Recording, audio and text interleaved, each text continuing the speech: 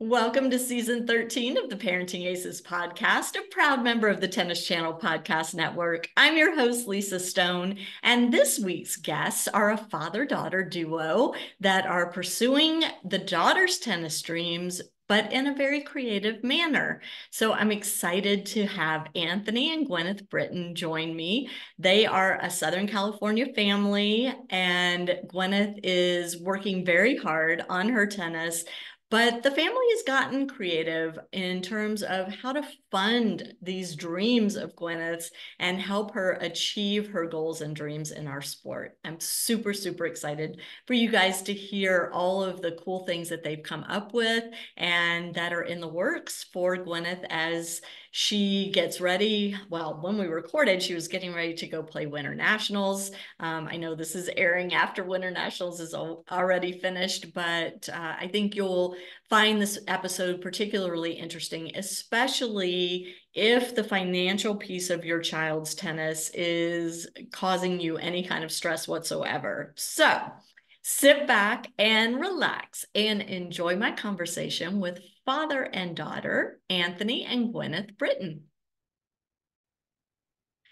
Gwyneth and Anthony, thanks so much for joining me. I am so excited to chat with a father-daughter duo. It's always fun to get the parent and the player on the podcast together. So welcome to Parenting Aces. Thank you for being longtime listeners of the podcast, and I'm excited to chat today. All right, thank you for having us on.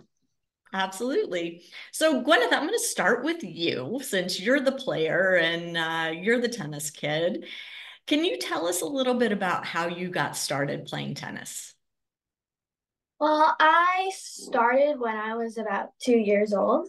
So I've been playing for 9 years. I just picked up a racket and we started hitting, and I loved it from then on. And so you started just hitting with your parents, I'm assuming, at the beginning. When did you realize that you had some talent and the desire to really put the work in to become a tournament tennis player? Well, I just started and I was just playing really well when I started, and I just realized I had the talent and I was able to follow my dreams and I was able to do it. Do you have a tennis idol? Is there somebody that, you started watching from a young age that you were like, hey, I want to be like that person? Well, I wanted to be like Serena Williams because she was such a champion and she was winning everything. And she was just a really big role model for me. That's awesome. That's awesome. And Anthony, from the parents' side, what is it that you saw in Gwyneth and her personality and, her abilities on the tennis court that made you feel like as a parent that you wanted to make the commitment, both time-wise and financially, to introduce her into this tournament craziness and help her pursue her dreams that way? Well, I think originally, they say ignorance is bliss. The fact that I didn't know much about it is really why we got into it. And then as it started, and now I'm just kind of learning as I go. So in the beginning, we used to play little games in the house and we'd hit balloons around. I always wanted her to play tennis because to me, as far as professional sports options go for women, tennis is the one. So I wanted her to possibly have the ability to pursue an athletic dream at a higher level if she wanted to. So I thought, let's pick the sport that's the most fair towards women. So we would do little things like she'd hit a beach ball with a stick. And then I started using smaller and smaller balls till we got down to a ping pong ball. So yeah, when she was about 18 months old, she could hit a ping pong ball out of the air with a stick. And I was like, it's tennis time. So then I got the little mini racket. Oh, I should have brought it. I've got it downstairs. We got the little mini racket and we went out and started hitting some balls, and she just had a good time with it. And it was a great way for us to spend time together and do all that. And then started doing group lessons when she was 3. And from there, just, you notice like you outgrow the group a little bit. Oh, she's hitting better than this, so you find the next thing, and we just keep going until we eventually ended up at, Southern California Tennis Academy, training with Coach Mitch Bridge. And it was really, his ability to identify, like, yeah, you're not wasting your time. You're definitely on to something with this kid. And he started working with her. Were you 8? Yeah, I was 8. Yeah. So for the last few years, Coach Mitch has been helping to really sharpen up the skills and give her more of a professional style game. Got it. Are there other interests that you have, Gwyneth, in addition to your tennis? Well, I love modeling. Modeling is another thing that I do. I got modeling from tennis. My first modeling job was for the USTA Net Generation.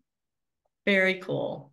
And so how do you find time? Because, working on tennis, playing tournaments, it's very time consuming. How do you find time to balance the tennis, the modeling, and of course, you've got school. So how do you make all that work? What's a typical week look like for you?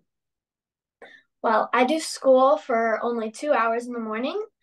I play tennis the rest of the day, but I do have this little hour break in between my practices so I can get some schoolwork done.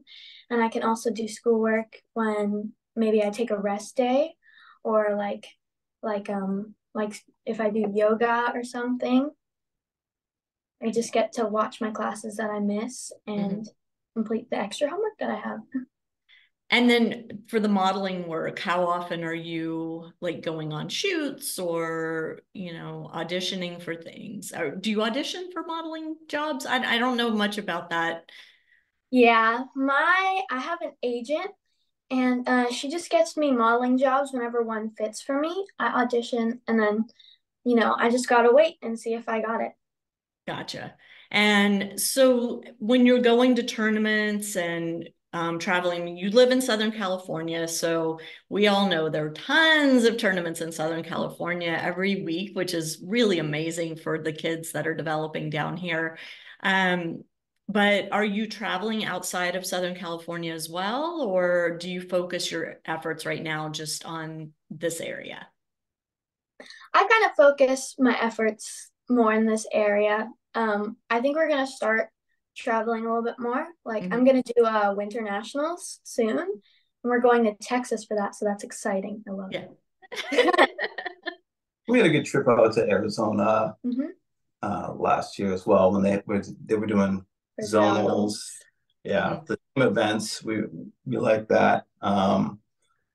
And sometimes for the camps, USTA has special camps and things like that. So she's traveled a little bit for some of those camps and things. And so, Anthony, how do you make all of that work with your job and your other responsibilities, taking the time to accompany Gwyneth, or are you traveling with your coach, Gwyneth? Our coach is pretty busy. He runs to he's got so many kids to take care of. He hasn't traveled with us yet. I think he's planning to next year a little bit. But usually it's me or my wife. I'm a chiropractor, so anybody who's familiar with a chiropractor, they probably know the chiropractor's got crazy hours. It's open a half day this day and a half. So I'm kind of like that, where I work a morning and then I work an afternoon and then I work a morning. So my schedule allows me some flexibility, but fortunately, my wife will take her to the tournaments. Sometimes those Saturday starts, I can't be there always for the first match. So it's my wife and the slinger bag. So fortunately, Slinger gave us a bag when she was 8, and we put it to good use ever since, because my wife cannot play tennis and I can barely play tennis, but the Slinger bag never misses. No, that's awesome. That's awesome.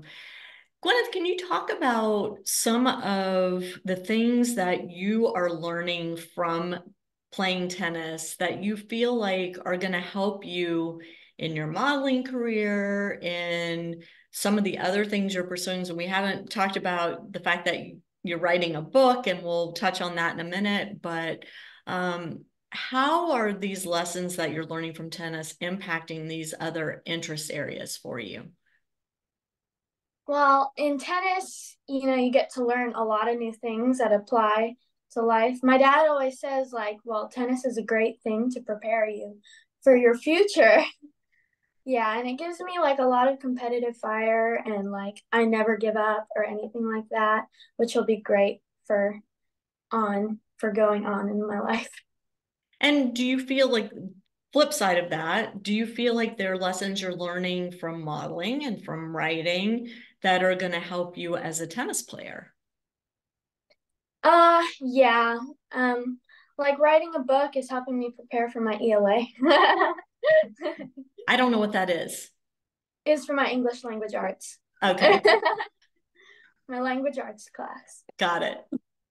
And the modeling, yeah, it just gives me experience in meeting others and also just like expanding my knowledge to doing other things. Mm-hmm, mm-hmm. What are your goals for your tennis? Well, I want to become a professional tennis player and hopefully play on the tour. That's awesome. What do you think it's going to take for that dream to come true for you? Just working hard every day, keeping that fight and competitiveness, and never giving up. Because if you give up, you can't follow your dreams. Yeah, absolutely. I know you have a YouTube channel too, and I'm just curious, like, what made you want to start the YouTube channel and write the book? Like, what's the impetus behind pursuing these other activities? Well, I wanted to do the YouTube channel. I wanted to start it for my marketing and maybe helping funding my tennis and equipment and clothing and tournaments and stuff Mm-hmm. like that. Mm-hmm. The brand building, like, people ask all the time, like, well, how did you get this? How did you get that? And I mean, first you have to put yourself out there. So, I mean, I think she was like 5. When she was 5, my wife said, I thought it was crazy, but my wife posted some videos to Instagram. She's like, I'm gonna make her an Instagram account. Right? She used to be known as Tennis Princess Gwen, and then we posted this video. It was literally the first video we posted, and the USTA contacted us and said, "Hey, can we share that video?" They had this little segment called "Cool Kids on Court." Yeah. And they share the video, and it was like 350,000 views. And then they asked that could they share another video, and we're like, okay. And that one had like 250,000 views, and we're like, whoa, that's crazy. Like she's getting a lot of views. People like seeing her journey. So from there, she became a Net Generation ambassador, and we just kind of thought, we looked at people like Coco Gauff and even other YouTube content creators in the tennis realm. I don't know if you're familiar with a YouTube channel called Operation Liftoff. It's this kid. Well, it's great. You check that out. Okay.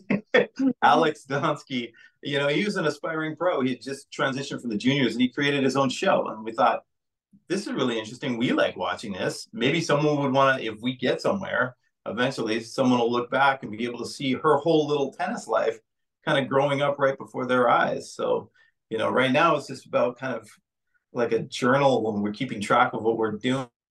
But 10 years from now, I think it'll be some pretty interesting content to be able to follow this person's entire journey. Right.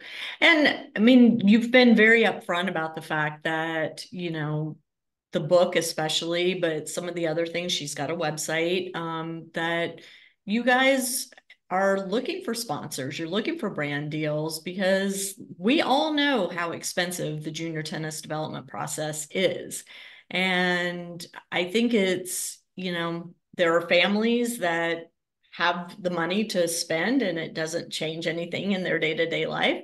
And then there are other families that are having to get creative about how to fund this thing. And that's one of the reasons I wanted to have you guys on, because I think it's so interesting to hear how you've gotten creative and the different ways that you've gotten creative to figure out how to help fund this journey for Gwen. Yeah, I mean, through being, the kind of the path was laid out for us a little bit as we were just able to to witness what happened when she was a Net Generation ambassador, and that whole campaign when it came out, and they made her. She was basically like the face of junior junior development, and she was on all the pamphlets and she was on billboards, and we're like, well, this is crazy. We're at the national campus and there she was projected onto every screen, and we were like, oh, this is cute. They had her and Callie Miner and a bunch of other kids out there, and little Rex and stuff like that was out there, Zizou, and I don't know if they didn't mean like only these elite kids are going to be able to be Net Generation ambassadors. But there was something about that experience that I think really sparked the way some of those kids see themselves. Because, you see, Zizou doing it, Rex is doing it, Gwen is doing it. Like a bunch of those kids from that Net Generation cohort are really put in the work, and they're all marketing themselves pretty well. They got used to being in front of cameras and doing stuff. And I think going forward for athletes, especially you see the change to the NIL rights for collegiate athletes and things like that. And you need to figure some things out. The whole game has really shifted a lot in the brand creation. And, people are going to follow who they want to follow. They might not be the best tennis player. They just happen to like that person. They follow their content. And that has some value to a brand that maybe goes beyond just the pure results like it used to be. Yeah.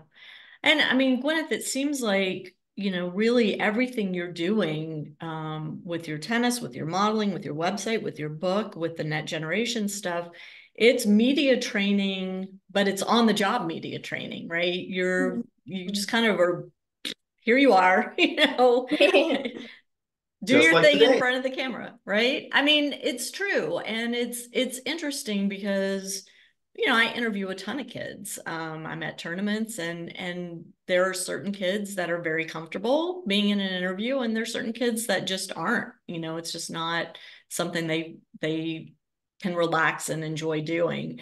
And I agree with you, Anthony. I think the whole world has changed. It's not just tennis. I see it in my son's business. I see it in my daughter's businesses. You have to market yourself and kind of become your own brand. And we're hearing that more and more from athletes as well. Do you feel like at any point that some of that gets in the way of being able to focus on what you need to do on the court to help you get to those next levels that will take you onto a pro career? No, I don't think so. I think I'm just able to get on court and forget everything else and just have fun and do what I need to do. Yeah. I saw a video recently, and I told y'all off camera, Danielle Lau is also on our podcast, and I think her episode's going to air before this one. I'm not exactly sure, but I saw that you recently attended one of her camps and you did some interviews for your YouTube channel while you were there. So how do you kind of balance when you're at these tournaments or at these camps and kind of carve out that time to do the content creation that you need to keep your online presence fresh and new, but also keep your head in the tennis game? Because that's really tough. Yeah, I try to just stay focused on tennis while I'm playing tennis.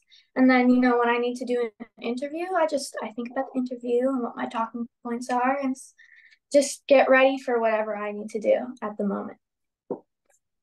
I think that's great. So let's shift gears and talk about your book for a little bit. What inspired you to write a book? All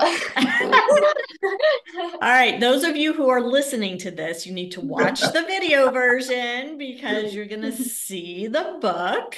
It's not out yet, but actually, I think by the time this airs, the book will be out. So I want to make sure everybody checks the show notes on parentingaces.com for a link to Gwyneth's new book. Okay, now talk about the book. Okay. So just like a couple of years ago in third grade, I had a creative writing assignment. And, I play tennis, right? So I just wanted to include some of my tennis experience into that, and I wanted to make it sound kind of magical. So then I was like, well, why don't I create a magical tennis book? That sounds awesome, right? So then I wrote kind of just about me, but added some magical stuff to it, like the Merlin Druid Tennis Academy, where she wants to apply to. And then there's some other magical parts of it where you have to read. Did somebody help you with like developing the plot and editing the language and good old dad? Well, as circumstance would have it, we were actually it was one of the last assignments. It was the last assignment that she needed to do for school. And this was it was online, but it was still through regular school, but COVID forced us online, and we happened to be moving. And you know, when you're moving and you've got a 9-year-old kind of underfoot, you know, they want to help, but they're not always so helpful. So yeah.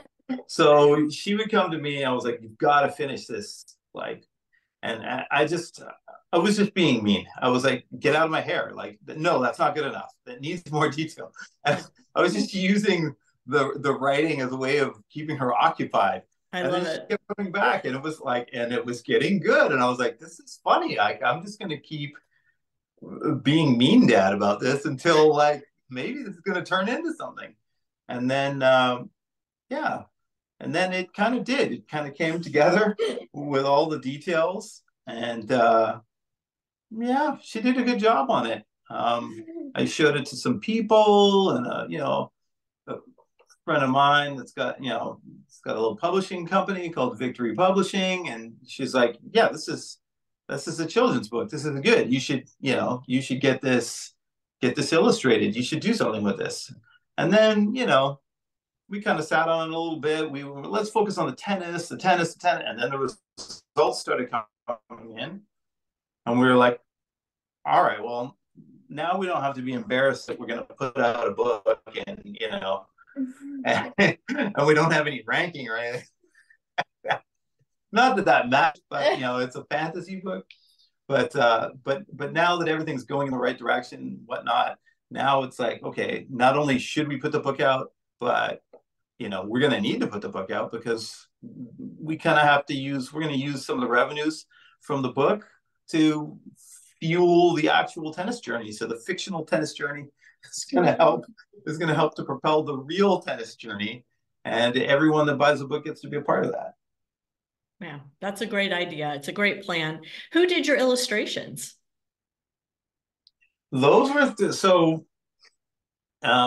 she did the mock-ups of it. Some of them we were like, well, the place we moved to kind of, you know, it's got some like historical pieces to the property. So some of it kind of looks like a castle, like a Hogwarts kind of thing. Mm-hmm. So that definitely fed into some of the castle, you know, magical elements in the book. And so I would just take pictures of her around there. And then for the ones that were more specific, she used, what did you use, Canva? InShot. Oh, you were using InShot then. So she would use InShot. She would do these little crude mock-ups of like, here's 2 kids and here's a castle, and she'd stitch it together. And then I went on Fiverr and found an illustrator that could bring that, you know, to life and kind of show, you know, and could illustrate her correctly, you know, as a multi-ethnic person. She's kind of a unique look, and you want that to come across as well in the illustration. And I think it's good for you know, people of different ethnicities to have some representation in their books and whatnot. So so that's a great little piece in there. So I had to seek out somebody that, you know, had those qualifications and that had worked on books with multi-ethnic characters and things like that. And I just got lucky, and they sent some samples. I tell you, you can do a lot through Fiverr these days. Oh, absolutely. My first logo was done through Fiverr. So totally get it. And the illustrations are super fun. They're very colorful, and they have a lot of energy to them. So yeah, that your person did a good job. Gwyneth, if you're talking to your peers that are like looking at you and they're like, oh man, she's got this company sponsoring her and this one sending her stuff. And what are some suggestions that you would have for other young players that are looking to build their own brand, but also help their parents out in terms of the financial piece of their tennis journey? That is a good question. I would say just first of all, work hard, get those results, and then and then you can start marketing yourself, maybe on Instagram or other platforms like that, and just get people interested in you. Let people know who you are and what you do, and maybe what you want to do. And then other people, like if they're interested in you, they might recommend you to other places. And then you might get some sponsors that'll help you out with equipment or clothing or tournaments. You might start getting grants and stuff like that. It's cool. Yeah. Yeah, I know. I mean, we've done a few podcasts on branding and, but mostly with older kids, not with, somebody that's 11 years old. Anthony, are there any concerns that you guys had about putting Gwyneth out there on social media? Because listen, we hear nightmare stories all the time about creepers on the internet, and you've got this young kid and you're putting her out there. What precautions or what kind of conversations did y'all have to kind of make sure that you were safeguarding her? Well, we mediate the content. My wife and I, we'll sort of curate the content. And then as far as like comments and things like that go, we'll go through the comments, we'll make sure that things are positive. If they're not positive, we're gonna get rid of that comment before she looks at it. And she doesn't look at it a lot. She'll like glance at things, or if someone has a nice comment, I'll ask her like, "Hey, so and so said this about your video, and what do you want to say?" And then she'll tell them thank you for supporting me. Okay, great. And then I'll kind of answer for her, but she doesn't directly communicate with too many people unless we like really know them, like, a doubles partner or something like that. Then they might get into a little text exchange in the comment section or in the messaging. But it's just one of the, it's a new time. I understand people's concerns, but it's like, I mean, I'm sure people that were used to riding horses were like, I don't know, there's these new horseless carriages. I'm worried about my kid riding around in the horseless carriage. Sure. It's a new time. They're going to have to learn to navigate. And I think this next generation of people are going to do a better job than even my generation or even the millennials afterwards that were like, it's so new. Like, it's not new. This has always happened her whole life. Right. Social media has existed, and the kind of the rules of it have been made up as you go along. The etiquette of it have been made up as you go along, and I think that she's learning to navigate it pretty well. Doesn't have her own phone yet, despite the. I want a phone. Despite the protest, she doesn't have her own phone yet. I'm thinking about it though, because now she's training at Carson as well. Every week, and there's pros there, and I do think like, hey, there's probably some Taylor Fritz is there. You probably get Taylor Fritz on that tennis show. Yeah. I'm sure he would do it. I'm sure he would do it. He's a nice guy. Well, maybe I got to get her a phone. I don't know. If you guys buy enough books, we'll get her a phone. Well, the reason I bring this up is, I talk to players all the time who get harassed on social media, and, it's more at the professional level, of course. And it typically has to do with betting, and, somebody's bet on their match and the person lost money because of the result of the match, and they take it out on the player, and they write horrible stuff to some of these players. I mean, it's disgusting. And I don't think it's happening so much at the junior level, but, I think there's just always this concern about, like you said, I mean, Gwyneth, you haven't known a world without social media. So this is just it's part and parcel of your existence. But for those of us who were around during the dinosaurs, this is still very new. And, we're looking at, like you said, Anthony, the rules that are continually changing and how people are interacting with social media and all of that. And I still do feel like there are risks with underage kids that as parents, we just have to be aware of and make sure that we're taking the proper precautions. Yeah, I mean, I think the type of thing we would worry about more would be less like Coco Gauff kind of had, she was getting some negative comments and things like that. And, she used it as fuel and she won the US Open. Yeah. But she's not 11. She's not no, 11. no, Yeah. but see, I think we wouldn't get that. What I would be concerned with would be, possible cyberbullying and things like that, where, maybe somebody lost and they're mad about it, or they're just jealous or whatever. And, but there are rules of conduct within the United States Tennis Association. They do a good job of enforcing them. Obviously everything can be better, but as far as I'm concerned, they're doing a good job of making sure that people know that their on-court and off-court behavior is monitored. They notice, and if you were going around cyberbullying somebody and you're a USTA player, it would get reported, and there would be some repercussions for that.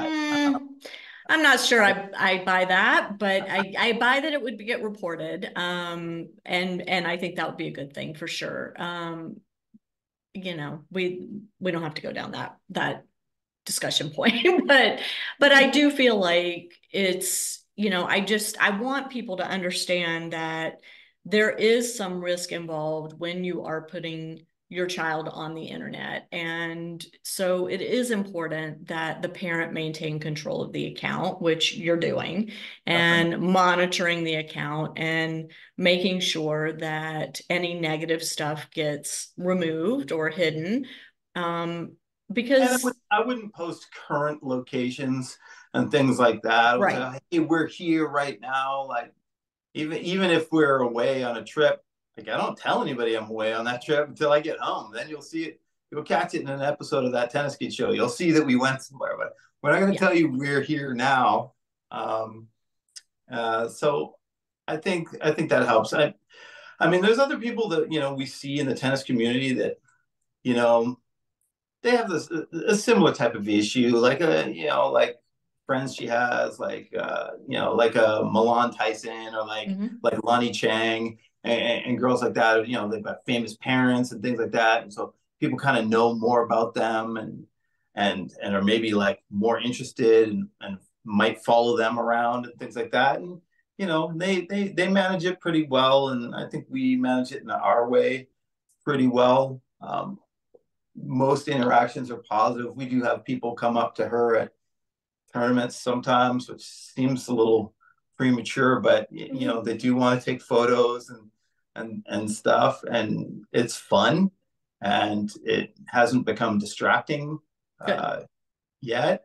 I mean, maybe after they see us on Parenting Aces, then she'll be a big, yes, big deal. And then we'll have I mean, my point is that if you're going to go down this path, you have to stay vigilant, right? You have to be aware of the what ifs and protect your child. I mean, that's our role as parents, is to keep our children safe. And as long as parents are staying aware of these things and are staying on top of them, then amazing. There are opportunities out there for these kids and for families to help offset some of the expenses, to open doors to opportunities. And listen, my son got opportunities because of Parenting Aces that he might not have otherwise gotten. So I totally understand, that this is part and parcel of finding success in the world now, whatever it is you're pursuing. So, the reason again that I wanted to have you guys on is I think you've gotten very creative and, have found something that not only is working, but also that, Gwen, that you really have fun with. You seem to have a good time when you're doing your interviews on your YouTube channel. You seem, in the photos I've seen, and yes, I know you're a model and I know you know how to pose, but you can tell when there's a blankness behind the eyes or a sadness behind the eyes. So it's obvious that you're enjoying this. And I think that's got to be at the forefront of it, right? That if you weren't enjoying it, you would find a different path for yourself. I love interviews and tennis. Yeah. This is like the most fun thing ever right now. What do your friends think about all of the stuff that you're doing? Your non-tennis friends. Yeah, one of my non-tennis friends just texted me and they're like, "Oh my God, I can tell my friends at school that you're a model and a professional tennis player." I'm like, well, I'm not quite a professional tennis player, but yeah, I'm pretty successful.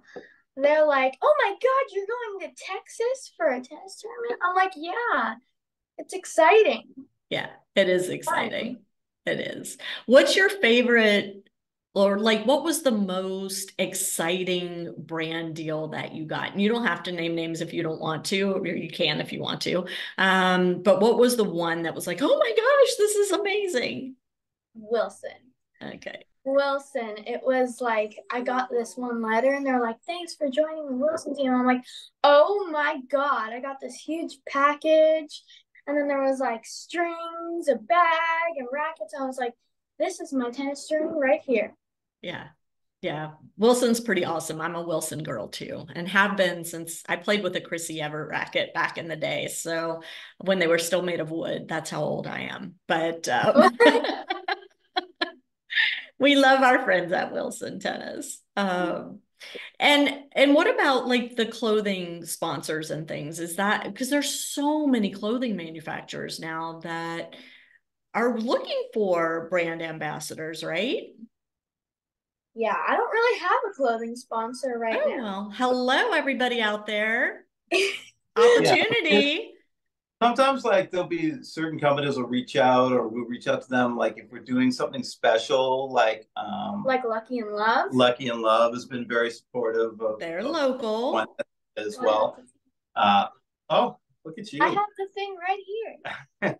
Oh, that's so cute. I love it. Yeah. So they'll dress her for certain tournaments and certain tournaments or camps and things like that we'll say, hey, we're going to do this thing, and they'll be like, boom, we're going to send stuff right over. So we don't have a formalized like quid pro quo. It's really more of a like, they have great stuff that she likes and they like her, and so they like each other, and then they just like connect and but kind it's of one of promote those, each other. I mean, you guys are a prime example of if you don't ask, you don't receive, right? So if this is something that you're interested in pursuing, you just have to ask. And the companies may say no. Okay, you haven't lost anything if they say no. Give them a chance to say no. If you don't, you're saying no for them. That's exactly right. That's exactly right. And so when a company like Lucky and Love sends you clothes for a tournament, do they ask anything in return from you? Well, sometimes they just ask me to like post about it and we make these cool, cute videos. I love their clothes. And then you're starting to sometimes make the videos now. Yeah, sometimes I'm like editing the videos and recording them myself. And then sometimes they repost it. I'm like, they reposted the video that I made by myself. That's pretty cool. So there's another skill that you're developing in learning how to edit. I wish I had learned when I was 11. I'm still trying to figure it all out. I may have to call on your expertise, Gwyneth, to help me edit some of my stuff. But I think that's great. I feel like, you are developing this whole package of skills and abilities and interests and talents that can't help but serve you well as you continue to grow your tennis game and your career in modeling and in tennis.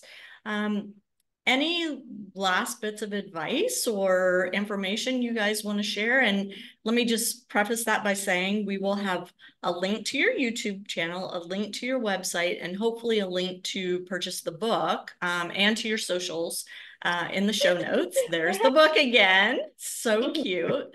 We'll have all that in the show notes on parentingaces.com. So for those of you listening, make sure you check that out so you can click through.